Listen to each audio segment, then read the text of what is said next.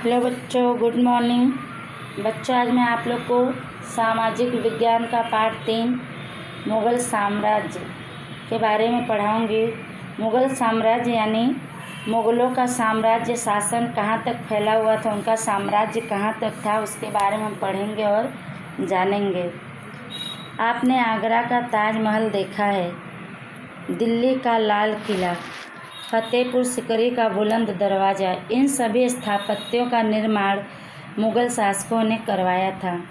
मुग़ल शासन की स्थापना से पूर्व अर्थात पहले सल्तनत युग का शासन था। इसके उपरांत कुछ राजपूत राज्य भी थे। यहाँ बताया गया है कि आप लोग क्या ताजमहल देखे हैं, दिल्ली का लाल किला, फतेहपुर सिकरी का बुलंद दरवाज़ा, इन सभी की स्थापना यानी निर्माण मुग़ल राजाओं ने अर्थात शासकों ने करवाया था। मुग़ल शासन की स्थापना से पहले सल्तनत युग का शासन था। इसके अलावा यानी उसके बाद कुछ राजपूत राज्य भी थे। उसके बारे में हम लोग पढ़ेंगे और जानेंगे। मुग़ल सल्तनत की स्थापना, इसके बारे में हम लोग पढ़ते हैं। भारत में मुग़ल साम्राज्य की स्थापना 1526 ईस्वी में बाबर ने की थी। उसका मूल नाम जहीरुद्दीन मोहम्मद बाबर था। बाबर और इब्राहिम लोदी के बीच 20 अप्रैल 1526 में पानीपत का युद्ध हुआ, जिसे पानीपत का प्रथम युद्ध कहते हैं। बाबर के इस युद्ध में तोप का उपयोग करके इब्राहिम लोदी को हराया और भारत में मुग़ल साम्राज्य की स्थापना की। मुग़ल सल्तनत की स्थापना के बारे में यहाँ बताया गया है कि भारत में मुग़ल साम्राज्य की स्थापना 1526 ईस्वी में बाबर ने की थी। उसका मूल नाम जहीरुद्दीन मोहम्मद बाबर था। बाबर और इब्राहिम लोदी के बीच 20 अप्रैल 1526 ईस्वी में पानीपत का युद्ध हुआ था, जिसे पानीपत का पहला युद्ध माना जाता है या उसे कहते हैं। बाबर ने इस युद्ध में तोप का उपयोग करके इब्राहिम लोदी को पराजित किया और भारत में मुग़ल साम्राज्य का निर्माण किया, स्थापना की। आगे पढ़ेंगे।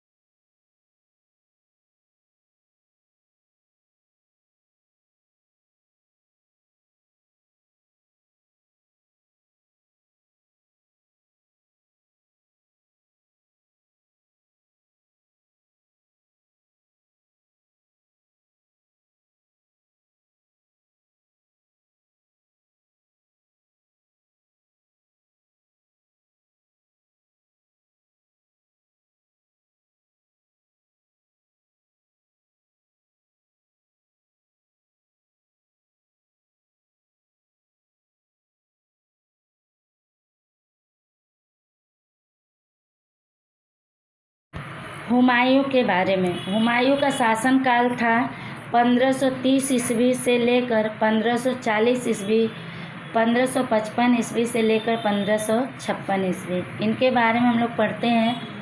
हुमायूं 1530 ईस्वी में दिल्ली की गद्दी पर बैठा। हुमायूं का अर्थ होता है नसीबदार, परंतु उसे जीवन में अनेक मुश्किलों यानी कठिनाइयों का सामना करना पड़ा था।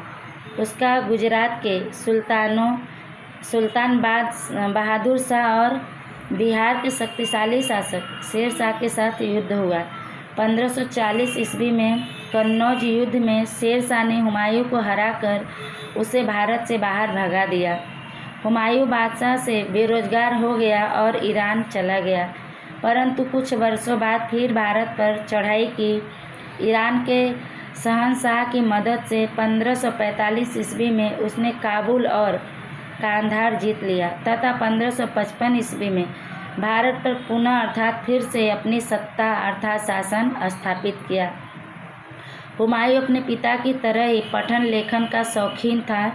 उसने दिल्ली के पास दीपना नगर बसाया था। शाम की प्रार्थना का समय हो जाने से वह पुस्तकालय की सीढ़ियों पर से तेजी से उतर रहा था और अचानक गिर जाने से उसकी मृत्यु हो गई। हुमायूं के बारे में यहाँ बताया गया है कि हुमायूं का जो शासन काल था, समय था 1530 से 1540 ईस्वी और 1555 ईस्वी से 1556 ईस्वी। आगे हुमायूं के बारे में बताया गया कि हुमायूं 1530 ईस्वी में दिल्ली की गद्दी पर बैठा था, यानी राजा बना था। हुमायूं का अर्थ होता है नसीबदार, लेकिन उसके जीवन में अनेक कठिनाइयाँ आईं, उसका सामना करना पड़ा उसे। उसका गुजरात के सुल्तान बहादुर शाह और बिहार के ताकतवर शासक शेर शाह के साथ युद्ध हुआ।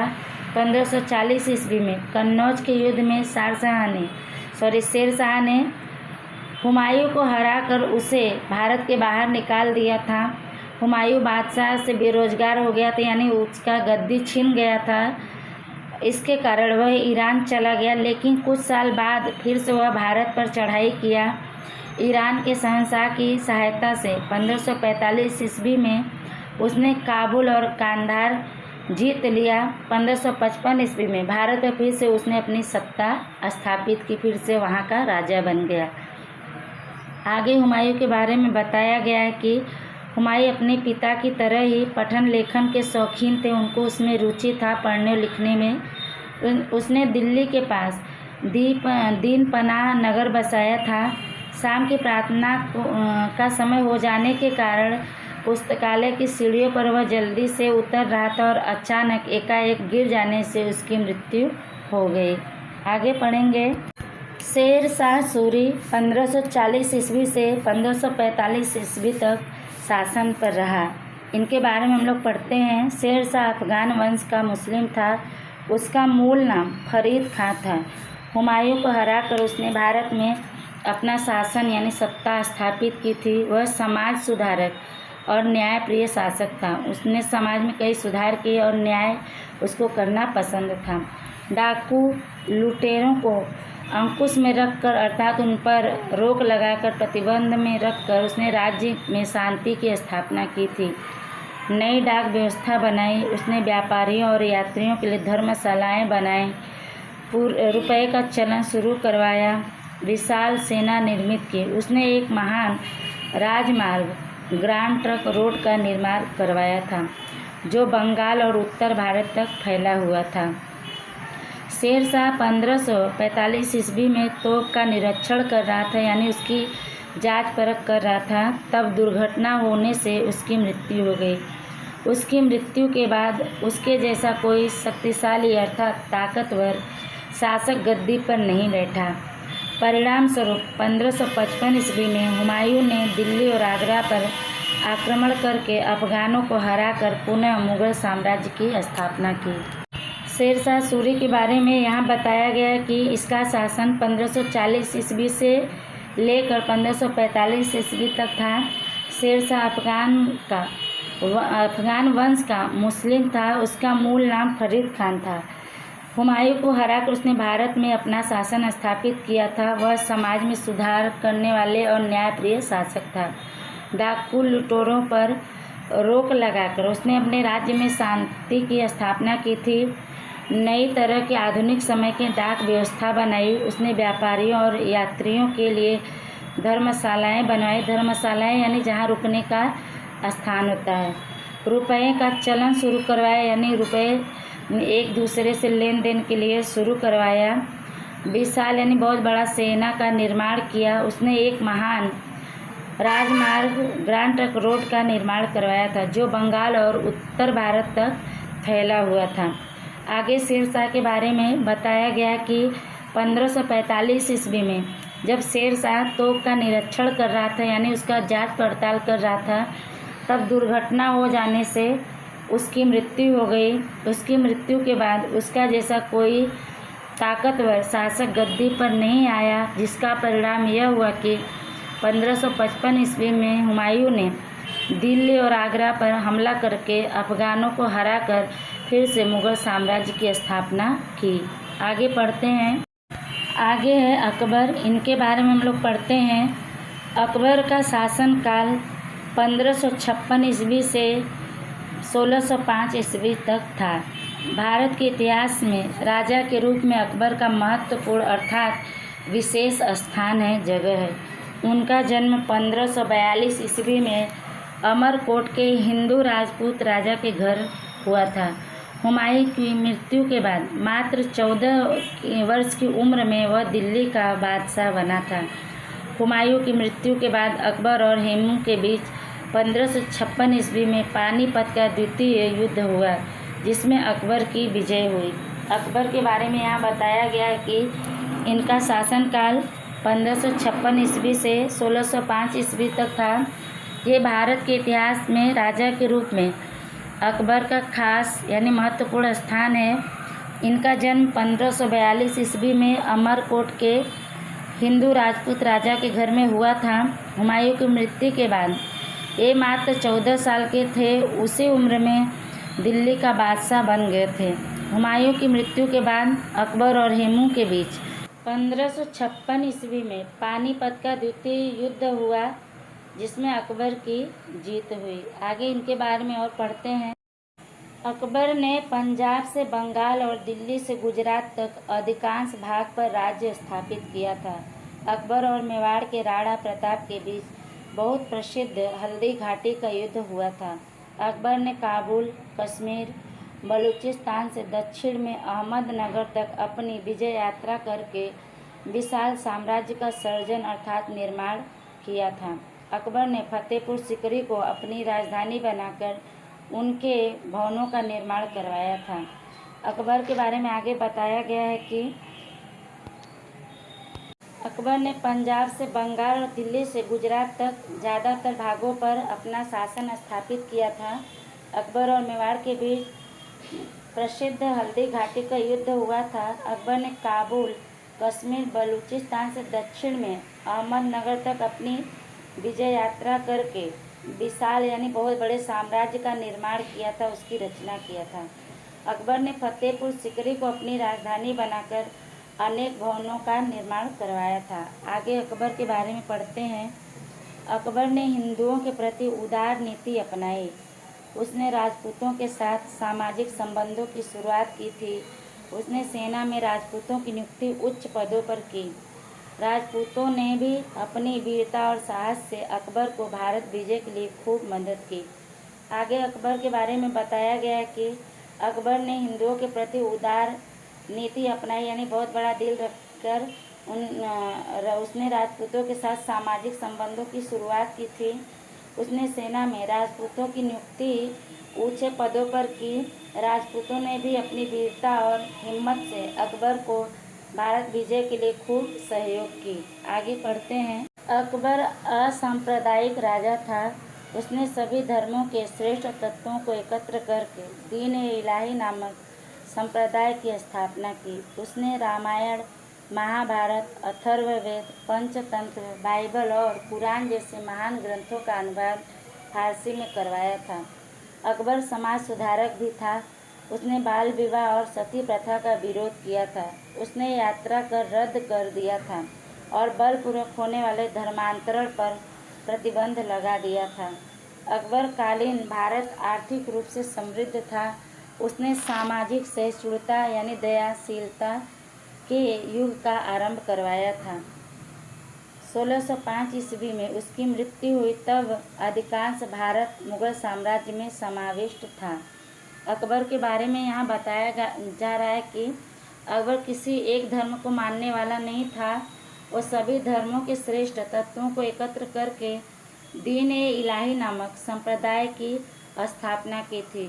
उसने रामायण, महाभारत, अथर्ववेद, पंचतंत्र, बाइबल और कुरान जैसे महान ग्रंथों का अनुवाद फारसी भाषा में करवाया था, यानी फारसी भाषा में उसे लिखवाया था। अकबर समाज सुधारक भी था। उसने समाज में कई सुधार किए थे, जैसे कि उन्हें बाल विवाह और सती प्रथा का विरोध किया था। बाल विवाह का मतलब होता है कम उम्र में शादी हो जाना, और सती प्रथा का मतलब होता है कि पहले के समय में पति के मर जाने पर पत्नी को ज़बरदस्ती आग में डाल दिया जाता था। तो ऐसे प्रथा का उसने विरोध किया था। उसने यात्रा कर यानी चुंगी समाप्त कर दिया था और बलपूर्वक यानी ज़बरदस्ती होने वाले धर्म परिवर्तन पर रोक लगा दिया था। आगे कहा बताया गया इसमें कि अकबर के समय में भारत आर्थिक रूप से समृद्ध था, मजबूत था। उसने सामाजिक सहिष्णुता के युग का प्रारंभ करवाया था। 1605 ईस्वी में उसकी मृत्यु हुई, तब ज़्यादातर भारत मुगल साम्राज्य में समाहित था। आगे जहांगीर के बारे में हम लोग पढ़ेंगे। जहांगीर का शासनकाल 1605 ईस्वी से 1627 ईस्वी तक था। अकबर द्वारा स्थापित महान राज्यों को संभालने की विरासत जहांगीर को मिली। उसने अकबर की नीतियों को चालू रखते हुए हिंदुओं के साथ अच्छे संबंध स्थापित किए। उसने असम और दक्षिण भारत के गोलकुंडा तक विजय प्राप्त की। उसकी पत्नी नूरजहां चतुर और प्रतिभाशाली थी। उसने कई कलाओं को प्रोत्साहन दिया था। जहांगीर के समय में चित्रकला का खूब विकास हुआ था। वह स्वयं भी महान चित्रकार था। 1627 ईस्वी में जहांगीर की मृत्यु के बाद उसका पुत्र शाहजहां गद्दी पर बैठा। जहांगीर के बारे में बताया गया है कि इनका शासनकाल 1605 ईस्वी से 1627 ईस्वी तक था। अकबर के द्वारा स्थापित की महान साम्राज्य को संभालने की जिम्मेदारी जहांगीर को मिली थी। उसने अकबर की नीतियों को चालू रखते हुए हिंदुओं के साथ अच्छे संबंध बनाए रखे। उसने असम और दक्षिण भारत के गोलकुंडा तक जीत हासिल की थी। उसकी पत्नी नूरजहां चतुर यानी चालाक और प्रतिभाशाली थी। उसमें भी कई गुण थे। उसने कई कलाओं को बढ़ावा दिया था। जहांगीर के समय में चित्रकला का खूब विकास हुआ था, प्रगति हुई थी। वह खुद भी एक महान चित्रकार था। 1627 ईस्वी में जहांगीर की मृत्यु के बाद उसका पुत्र शाहजहां उसकी गद्दी पर बैठा। आगे हम पढ़ते हैं शाहजहां के बारे में। शाहजहां का शासन करने का समय 1627 ईस्वी से 1658 ईस्वी तक था। इनके बारे में हम लोग पढ़ते हैं। शाहजहां का उपनाम खुर्रम था। उसने दक्षिण भारत पर विजय प्राप्त की। वह अपने पिता जितना ही शक्तिशाली और कला स्थापत्य का प्रेमी था। अपनी पत्नी मुमताज महल की मृत्यु के बाद उसकी याद में विश्व प्रसिद्ध ताजमहल का निर्माण करवाया था। ताजमहल को दुनिया का अजूबा माना जाता है। शाहजहां के बारे में बताया गया है कि ये 1627 ईस्वी से लेकर 1658 ईस्वी तक राज्य किया था। शाहजहां का उपनाम खुर्रम था। उसने दक्षिण भारत पर जीत हासिल की थी। वह अपने पिता के जितना ही ताकतवर और कला निर्माण का प्रेमी था। उसने अपनी पत्नी मुमताज महल की मृत्यु के बाद उसकी याद में पूरे विश्व में प्रसिद्ध प्रख्यात ताजमहल का निर्माण करवाया। ताजमहल अर्थात बनवाया था। ताजमहल को दुनिया का अजूबा माना जाता है। आगे पढ़ेंगे। आगे हम औरंगजेब के शासनकाल के बारे में पढ़ेंगे। औरंगजेब का शासनकाल 1658 ईस्वी से लेकर 1707 ईस्वी तक था। शाहजहां की बीमारी का लाभ लेकर उसके पुत्रों के बीच साम्राज्य पर आधिपत्य यानी अधिकार जमाने के लिए भयंकर अर्थात बहुत ही भयानक आंतरिक विग्रह शुरू हो गया। विग्रह का मतलब होता है विरोध, आंतरिक मतलब आपस में ही अंदर। शाहजहां के बड़े बेटे दारा शिकोह और औरंगजेब के बीच मुख्य संघर्ष हुआ, लड़ाई हुआ। औरंगजेब ने अपने तीनों भाइयों को एक एक करके हरा दिया। दारा की हत्या करके और मुराद को जेल की सज़ा देकर उसने गद्दी अपने अधिकार में कर ली। एक अन्य भाई शुजा को पराजित करके देश से निकाल दिया। औरंगजेब ने लगभग 50 वर्ष तक राज किया। उसके राज्य में उत्तर से कश्मीर से लेकर दक्षिण में जिंजी तक और पूर्व में चटगांव से लेकर पश्चिम में हिंदू कुश पर्वतमाला का विस्तार समाविष्ट था। औरंगजेब सुन्नी मुसलमान था और अत्यंत सादा जीवन जीता था। उसने अकबर की धार्मिक नीति का त्याग करके धार्मिक असहिष्णुता यानी सख्त विरोध अपनाई। वह संगीत कला, मूर्ति पूजा और धार्मिक उत्सवों का विरोधी था। उसके समय में कई विद्रोह हुए। वह एक शक्तिशाली बादशाह था। उसने लंबे समय तक भारत के अधिकांश भाग पर शासन किया। उसकी मृत्यु 1707 ईस्वी में हुई। उसकी मृत्यु के बाद निर्बल यानी कमज़ोर शासक गद्दी पर आए, जिससे मुगल साम्राज्य का पतन शुरू हो गया। औरंगजेब के शासनकाल के बारे में बताया गया कि इसका शासन का समय 1658 ईस्वी से 1707 ईस्वी तक था।